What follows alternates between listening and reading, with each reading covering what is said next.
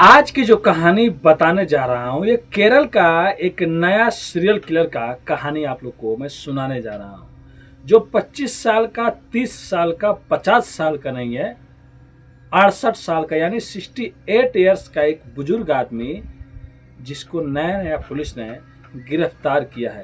आप लोग सुन रहे होंगे धर्मशाला के मामले में, धर्मशाला की जो कर्नाटक में खुदाई चल रही है, अभी 13वें नंबर की खुदाई बाकी हुई है।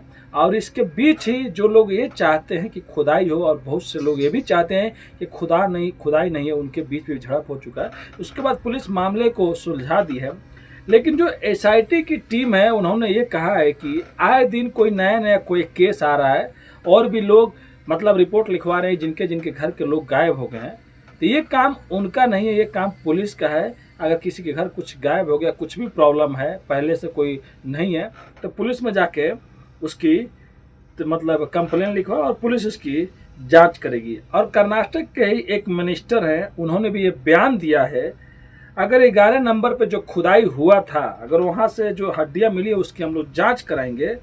और कैसे वहाँ से ले जाकर जो फॉरेस्ट डिपार्टमेंट है, मतलब फॉरेस्ट ऑफिसर लोग रहते हैं जिसका जिम्मेदारी होता है जंगल की रक्षा करना, उनके रहते हुए कोई लेकर कैसे जाके एक लाश को जंगल के अंदर गाड़ सकता है। तो हम लोग उन फॉरेस्ट ऑफिसर पे भी कार्रवाई करेंगे जिनकी ड्यूटी उस टाइम था, मतलब वहाँ पे उनके रहते हुए कोई जाके कैसे वहाँ पे एक लाश को गाड़ सकता है।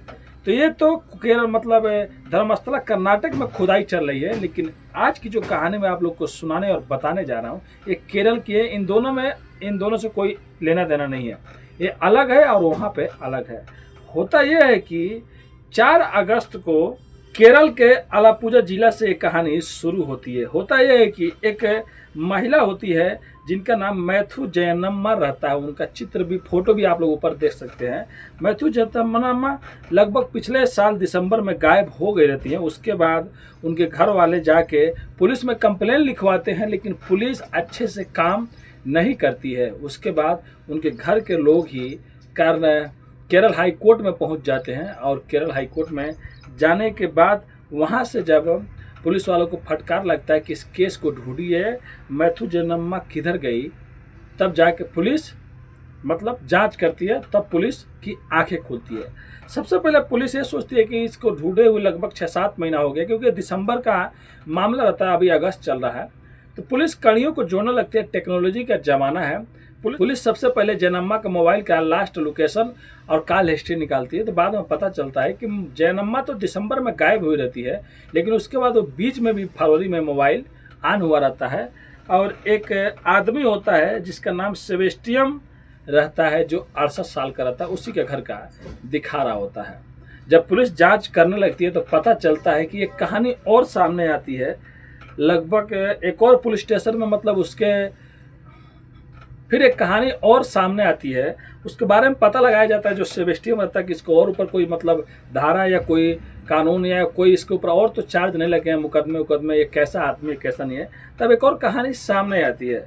पता चलता है कि एक बिंदु पद्मा नाम की एक लेडीज रहती है, जो भी 40-45 साल के ऊपर करती है। उनका भी फोटो आप लोग देख सकते हैं। 2006 में वो गायब हो चुकी रहती है और उनका भी लास्ट मतलब जहाँ पे देखी गई रहती है, और इसी सेबेस्टियन के घर पे उनको भी देखा गया रहता था। मतलब 2006 में जो गायब हुई रहती है उनका तो कोई भी मतलब घर वाला नहीं रहता था, लेकिन उनका एक भाई था जो इटली में रहा करता था, जो 2017 में गाने की 11 साल बाद वो पुलिस स्टेशन में रिपोर्ट लिखवाता। लिखाने के बाद कहता है मेरी बहन गायब हो गई थी। उसके बाद पुलिस अच्छे से जांच नहीं करती थी, लेकिन वो चीज़ आज भी पुलिस के रिकॉर्ड में था। अब पुलिस सोचती है कि क्या मतलब हम लोग एक केस को सुलझाने में लगे हुए हैं, लेकिन यहाँ पे तो एक और बिंदु नाम की एक और महिला की गुमशुदगी का रिपोर्ट है। चलो दोनों का रिपोर्ट और उसी आदमी से मिल रहा है, तो पुलिस को कुछ डाउट होता है कि उसको भी सेबेस्टियन के घर पर देखा गया था। और इस महिला जो जयनम्मा रहती है, इनका भी दिसंबर से और फरवरी में जो मोबाइल का लोकेशन जहाँ पे मोबाइल एक्टिव हुआ रहता है, उसी का घर दिखाता है। तो उसका घर आप लोग देख सकते हैं। सेबेस्टियन का लगभग अच्छा खासा घर है और घर सुनसान इलाका में है। अब पुलिस डायरेक्ट कोर्ट पहुंच जाती है और कोर्ट पहुंचने के बाद कोर्ट से इजाज़त लेती है। और इजाज़त लेने के बाद पुलिस की भारी भरकम टीम, मजदूर और जीपीआर सिस्टम लेकर उस सेबेस्टियन के घर पर पहुंच जाते हैं। जीपीआर सिस्टम उसको बोलते हैं जिससे लाश सोर्स, अगर कुछ भी ज़मीन के अंदर गड़ा हुआ है तो उससे पता लगाया जा सकता है। अब उसके घर में जाकर जब चारों ओर घर के आजू बाजू में जब पता लगाया जाता है और खुदाई चालू होती है, देख सकते हो उसी दिन का फोटो है 4 अगस्त को, लगभग 2 जगह से हड्डियाँ निकलती है। कुछ साड़ियाँ भी मिलती है, कुछ लेडीज़ पर्स भी मिलते हैं, कुछ खून के और भी चीज़ें मिलते हैं। अब पुलिस को हो ना हो उस पर डाउट हो जाता है कि हाँ यही है जो उस बिंदु पद्मा को भी मारा था और जो जयनम्मा थी दोनों को मारा था। मतलब इसका ये कहीं ना कहीं से सीरियल किलर का मामला लग रहा है, हो ना हो ये सीरियल किलर रहता है। उसके बाद पुलिस और भी बारे में पता लगाती है कि कितने और लोग हैं जो 20-25 सालों में इधर उधर गायब हो गए थे, जो कभी मिले ही नहीं। फिर एक और मामला 2012 का आता है जिसका नाम ऐसा रहता है, उस महिला का फोटो आप लोग देख सकते हैं। वो भी महिला इसी सेबेस्टियन के घर आती जाती थी और वहाँ से वो भी गायब हो गई थी, लेकिन आज तक उसका कोई कभी कुछ पता ही नहीं चला। उसके बाद पुलिस और भी तरीके से पूछताछ करती है।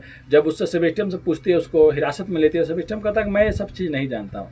उसके बाद पुलिस और आजू बाजू जितने भी इलाके हैं, जितने भी जिले हैं, सब में मतलब खबर फैलाती है कि जिसके घर के 20-25 सालों में अगर कोई गायब हुआ है तो आकर हमको बताए और हम लोग केरल के क्राइम ब्रांच उनकी जांच करेगी, पता लगाएगी। फिर एक और महिला का नाम आता है जिसका नाम सिंधु रहता है। सिंधु का भी उसी घर से, उसी सेबेस्टियन से भी ताल्लुक रहता है। मतलब जितनी भी महिलाएं जिनका कत्ल हो चुका रहता है, जो मर चुके थे, जो कभी मिली ही नहीं, सबका कनेक्शन सेबेस्टियन से मिल रहा था। अब उसके बाद और घर के आजू बाजू देखा जाता है तो और भी जगह से कुछ हड्डियां बरामद होती है, कुछ जली हुई हड्डियां भी बरामद होती है और उसके घर से भी कुछ अलग अलग तरीके से छोटा छोटा चीज़ बरामद होता है।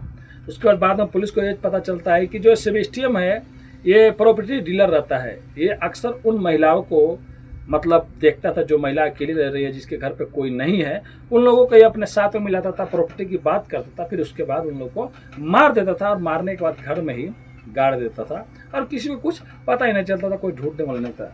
जो दूसरी महिला थी बिंदु पद्माना, उसका लगभग करोड़ों का मतलब प्रॉपर्टी था। उसका भाई जब आता है इटली से, अगर वो नहीं कंप्लेन लिखवाता फिर भी पुलिस कुछ जांच नहीं करती है।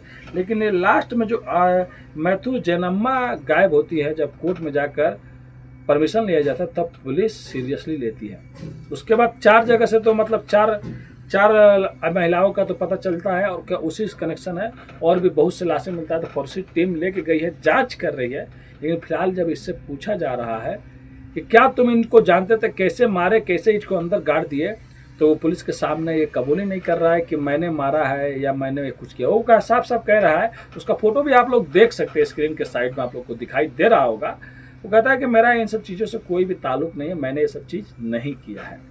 तब बस फॉरेंसिक टीम का है और पुलिस जो केरल क्राइम ब्रांच है ये भी कह रही है कि और जगह जगह जिले में जिनके भी घर के कोई गायब है वो लोग आए सामने हैं, उनके बाद उनका डीएनए और उस लाश की जो हड्डियां मिली उनका डीएनए मिलाया जाएगा। फिर बाद में कहानी खुद साफ हो जाएगी।